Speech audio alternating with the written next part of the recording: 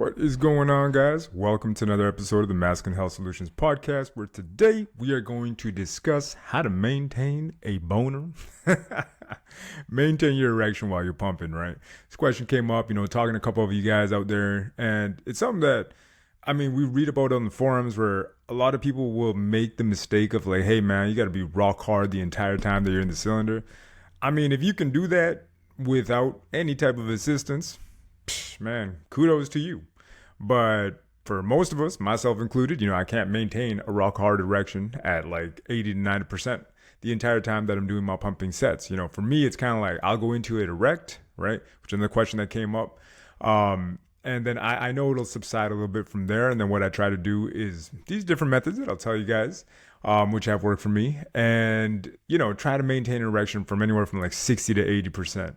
Now, there are times too where I'm just chilling and it might not even be, at that level. However, I try to make a mental note for when I come out of the cylinder for the last 2 minutes after the expansion, to try to make sure that I leave the cylinder with an erection, right?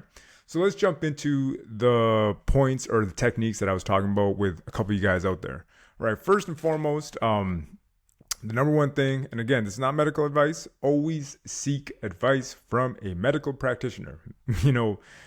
Find that doctor, talk to him, find your urologist, anybody, talk to a couple of urologists on the show. You guys can use that as references as well from Dr. Judson Brandeis.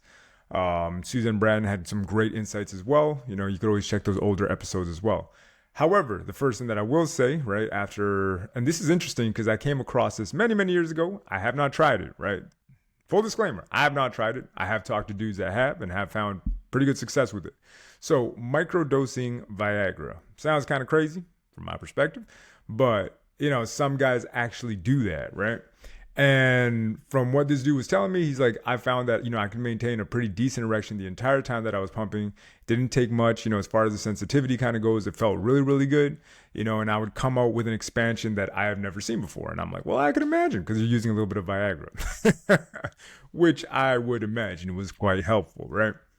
And he did tell me that he would microdose it, right? So he wouldn't take the whole pill. And I think that's something that's important to kind of bring up because there are horror stories of guys who have taken far too much, especially when they don't need it.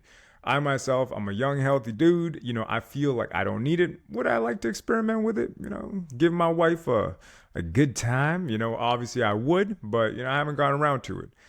Again, I'm just presenting different ideas that I've heard and that I've talked to other dudes who have actually employed these ideas and actually use these techniques. I have not, but something that you guys could consider. The other one that came up was also taking Cialis, right?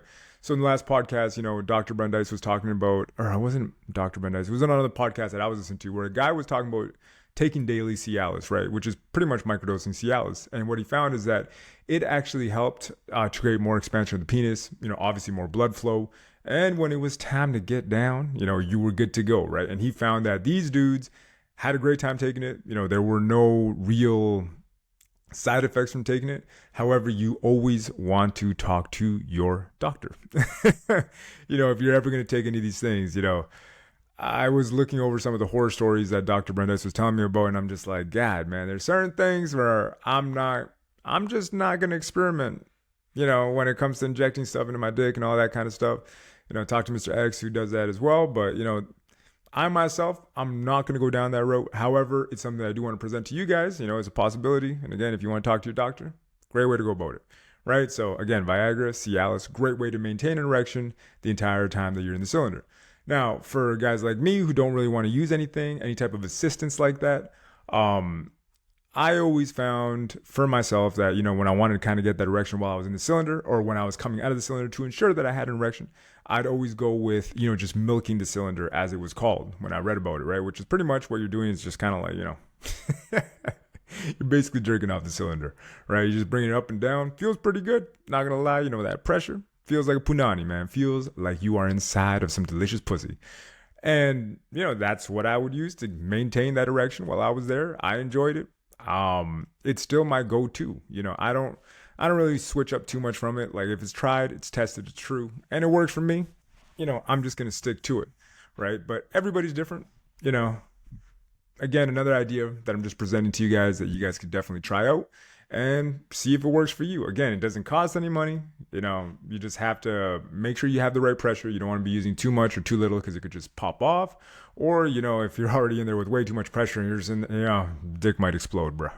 It might. I mean, I don't think it's going to explode, but using the extremes is never good. So you just want to make sure you find that happy median, that happy center, that area where you can enjoy it comfortably, get your pump on, get that erection on, and be in a good spot. You don't want to ever push for the extremes. And I get it. Some guys like, hey, you know what? Sometimes you got to push the extremes to get to that next level. Maybe if you're an experienced veteran pumper and you know exactly how far to take it, by all means. I myself, I like to kind of just kick it in the middle. Like I said, I'm doing maintenance mode right now and I'm loving it. Right. So for me, I just like to use the milking the cylinder technique. And the other thing that I would say as well, in regards to that, or another thing that you guys could use is create vibration, right? So these are the cock rings that like Durex or these other brands sell. And what you do is that you just kind of slap it around the cylinder, right? And it just creates vibrations as you're pumping, right? So these vibrations will stimulate the penis, feels pretty good, right? So you could use that and that will create the erection that you are after as well, right? And in doing so, you'll be able to maintain that erection for longer and be in the cylinder with a pretty good, decent sized erection, right? Which is what a lot of guys are looking for, is to maintain that erection for as long as possible while you're in the cylinder. The other question that came up is, do you enter the cylinder erect? And I always try to make a point of always entering erect and exiting erect, right? Even though I might lose a little bit of the erection in the middle of my pump sessions, I always try to make sure that I come out, the decent sized erection, and I like to go in with the decent sized erection, right? It's just one of those things that I find will add to the maximum expansion that I'm looking for and will improve my girth over time. I did find that when I would enter flaccid, it would kind of come out rubbery, but I didn't really feel as though I was working the inner chambers of my penis, right? Like the corpora cavernosa, all that kind of stuff. I always found that I got more expansion when I would go in with the erection and really force that expansion when you're erect, right? So that's kind of the main reason why I do it. Other guys have their reasons, right? However, I did find when I would enter flaccid, my flaccid hang the entire day was massive, right? So that's kind of the difference, or one of the differences, I guess. But I also found that, when I would enter erect, exit erect, whatever, I still would have a pretty decent flaccid hang. But I just kind of found that would be kind of the biggest difference in doing it that way. It's up to you. I mean, if you're looking for a bigger flaccid hang for whatever reason, you could always just enter flaccid, exit flaccid. I myself was always looking to, expand the erect size. I mean, that's kind of what a lot of us are into. Flaccid size doesn't matter. I think so. But, we're all after that erect size because ultimately, it's kind of, that's what you're giving her. So, yeah, that's kind of the main reason why I like to always enter with the erection. And the other question that came up is like, hey, do you maintain the same pressure the entire time that you're in the cylinder? The answer for myself is no. I could bring the pressure up to like a 7 to 10, and then I will maintain it at 5, and maybe for the last 5 minutes, bring it all the way down to 3, right? And just kind of maintain that lower pressure at the end of it because I'm already pretty much expanded. I'll do the same thing as well when I'm in, I'll do the same thing like after I'm already 5 minutes in. I'll always bring the pressure down. It's almost like a stew. Suzanne Bratton was talking about that as well. How it's almost like you just want to stew it in there, right? It's kind of like a slow cook, right? It's what's it called again? The pressure cookers, where you kind of leave it in there for a long time and you just watch the expansion happen. And I found that for myself, this actually led to less of the fluid buildup in the cylinder while I was pumping as well. So that's kind of my big reason why I do it that way. The other way that you could go about it too is pulse pumping, right? Where you go up, boom, 10, bring it down, then boom, go up again as high as you want, right? It's always up to the person. And yeah, that's kind of the main things that I was going to touch on as far as the questions kind of go. Again, if you guys got any questions, hit me up. Again, if you guys want to lose weight, get into good shape, be sure to get at me. We'll start that fat loss and all that other good stuff. Other than that, take care, guys. I'll see you guys in the next episode. And yes, I will be doing more of these videos / audio style podcasts because, well, I finally got onto Riverside. So any questions, concerns, or comments, be sure to send it to the description. Again, hope you guys have a safe day. Take care. We'll see you in the next episode.